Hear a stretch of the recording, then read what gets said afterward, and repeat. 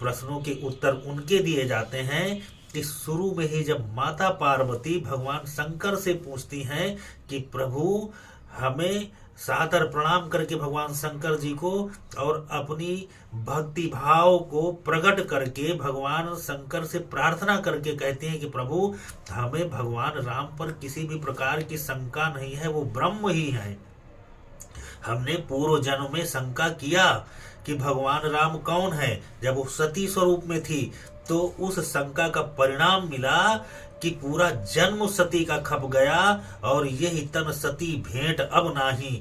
वो भगवान शंकर जैसे भगवान राम के परम भक्त, उन्होंने अपनी सती जो सती थी, जो स्त्रियों में आदर्श हैं, स्त्रियों का सिरमौर हैं, तो को न संभूषण व्रतधारी बिन अघ तजो सती सम नारी। केवल राम पे शंका होने के मात्र से भगवान शंकर ने अपनी पत्नी सती को त्याग दिया और उस तन से फिर सती रूप में कभी शंकर जी का मिलन नहीं हुआ, भेंट नहीं हुई है सती से।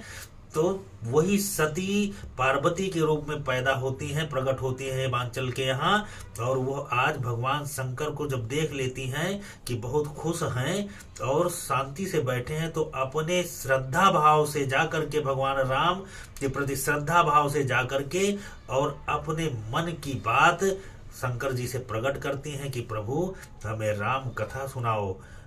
हमारे जो मन में भगवान राम की कथा सुनने की लालसा है, उस लालसा को आप पूर्ण करो, क्योंकि आप कल्प वृक्ष की तरीके हो राम, भगवान राम कथा के, और आपके रहते हुए भी हम आपकी पत्नी हैं, लेकिन हमको अभी कुछ मर्म नहीं पता है।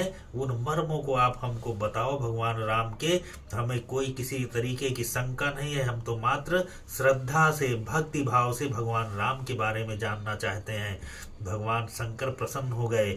जब किसी भक्त का प्रश्न आदर भाव से होता है और श्रद्धा से होता है, तो फिर बताने वाले के अंतःकरण में स्वयं ही उत्तर प्रस्फुटित हो जाते हैं और वो गदगद हो जाता है, प्रसन्न होकर के उसके सारे प्रश्नों के उत्तर देता है।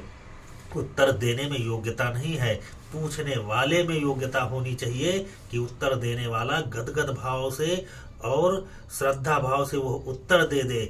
और जब प्रश्न करता ही गलत होगा तो उत्तर कैसे निकलेगा। आज माता पार्वती जी शंकर जी से कह रही हैं कि प्रभु हमारा शंका करने से वह जन्म खप गया और अब हम इस जन्म में आकर के हमारी कोई शंका नहीं है। अब हम दर्शन नहीं करना चाहते भगवान राम के, हम भगवान राम की कथा सुनना चाहते हैं। चूंकि हमने दर्शन बिना कथा सुने हुए भगवान राम पे शंका करके उनके दर्शन करना चाहा, तो बिना जाने जाने बिन होए प्रतीति, बिन प्रतीत होए नहीं प्रीति। तो बिना जाने ही हम भगवान राम की परीक्षा लेने चले गए, तो उसका परिणाम था कि सती जन्म का पूरा जन्म खप गया।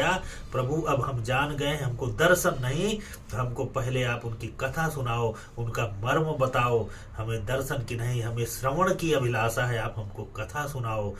तो भगवान शंकर गदगद होकर के और तब माता सती को कथा सुनाते हैं भगवान राम की। और वो कथा फिर रामचरितमानस में भगवान का जो विग्रह है, भगवान का जो ब्रह्म स्वरूप है राम का, उसका निरूपण गोस्वामी तुलसीदास जी ने किया है। कितना अच्छा प्रसंग लिखा है। तुलसीदास जी को पता था कि हमारे इस प्रसंग पर भी, हमारी इस जो रामचरितमानस की कथा है, इस पे भी तमाम लोग टीका टिप्पणी करेंगे, सवाल करेंगे, इसलिए उनकी चिंता नहीं किया तुलसीदास जी ने। उन्होंने कहा कि खल उपहास होई हित मोरा। उन्होंने इनको भी प्रणाम कर लिया और अपनी कथा लिखी।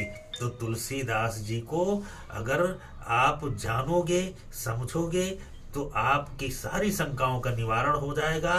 मन में किसी भी प्रकार का प्रश्न आपके उठ रहा हो, आप रामचरितमानस उठा करके उस प्रश्न को अपने दृष्टिगत रखते हुए रामचरितमानस में ढूंढो, आपको वो निश्चित ही उसका उत्तर मिल जाएगा। ऐसा कोई भी प्रश्न नहीं है जो गोस्वामी तुलसीदास जी ने न लिखा हो।